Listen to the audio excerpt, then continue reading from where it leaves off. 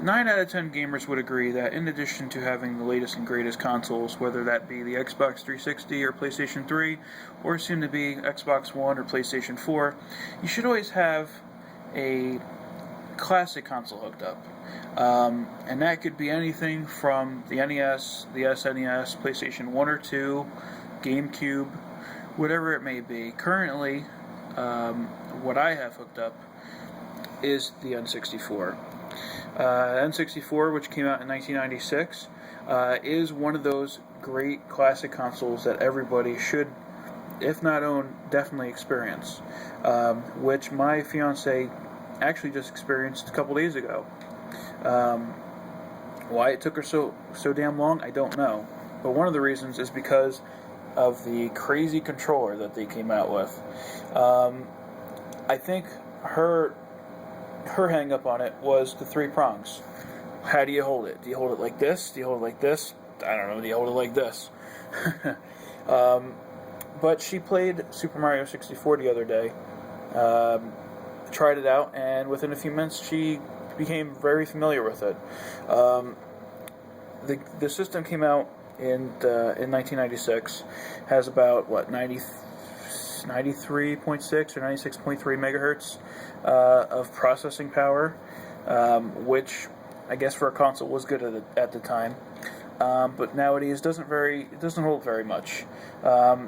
Games like Perfect Dark or even GoldenEye, the frame rate drops, and in a world where we are used to 60 frames per second, 1080p all the time in our faces, it can be unbearable to play. But there are games that make very good use of the hardware, like Super Mario 64 and The Legend of Zelda: Ocarina of Time, that make, I don't know why it came out of frame or got blurry, but yeah, make very good use of the system. I do have somewhat of a collection here. These were all the games that I played growing up. I don't know why it's so damn blurry.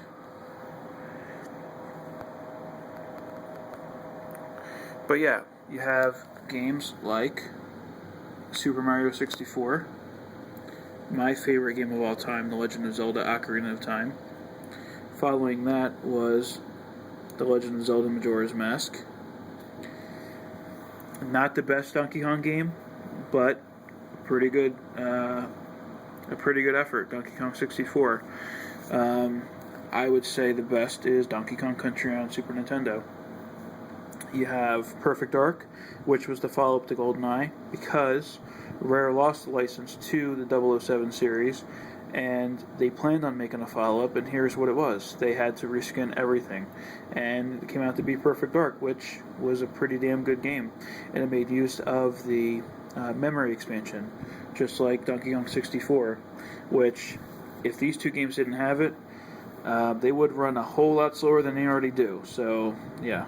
Good thing. I think it brought it up from 2 to 4 megs or 4 to 8 megs, I forget. But yeah, 93 megahertz system with 4 or 8 gigs of RAM. What a beast.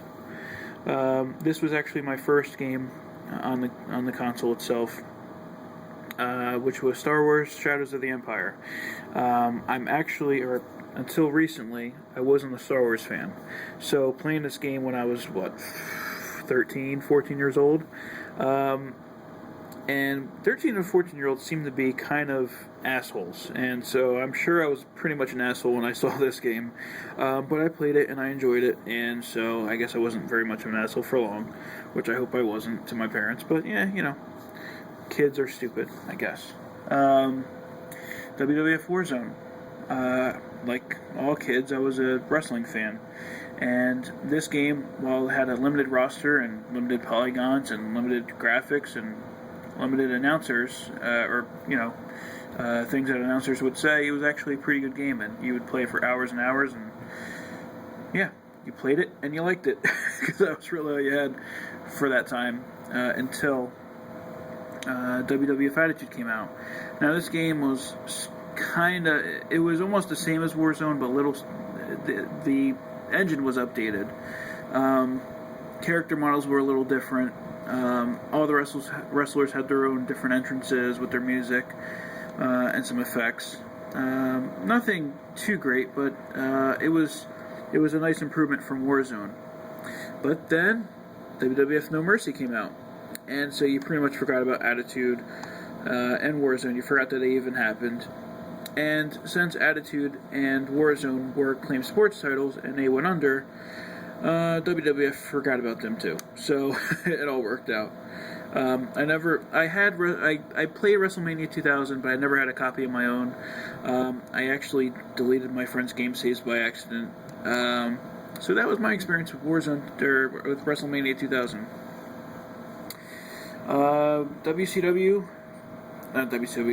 ECW, Hardcore Revolution, was Acclaim's follow-up to Attitude. It used the same engine and pretty much the same effects and stuff.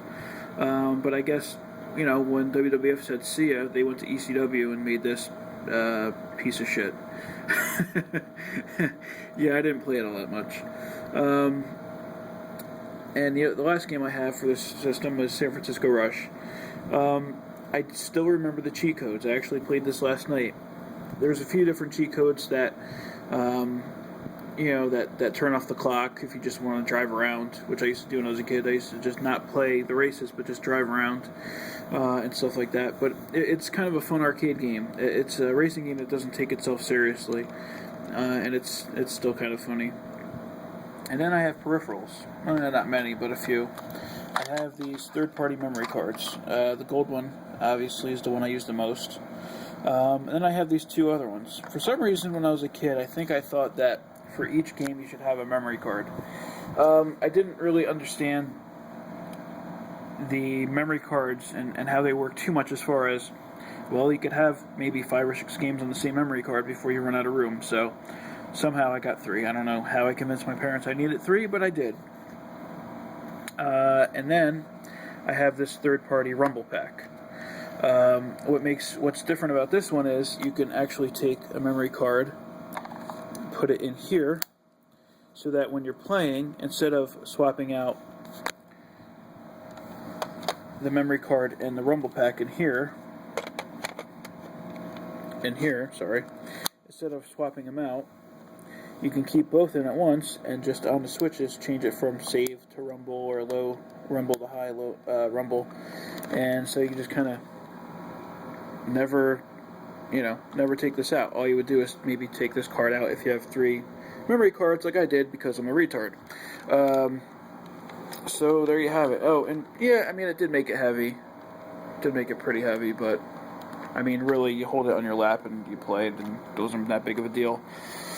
But yeah, that's my N64. I just wanted to make a YouTube video about it, and so here it is. I don't know why this came out blurry. It didn't start out blurry, but it got blurry. Maybe because I'm far away from it, I don't know. But there you go. So I wanted to make videos about video games, and so here's my entry. Let me know if you liked it or not. Don't be too harsh. Don't be a troll. And I'll see you later.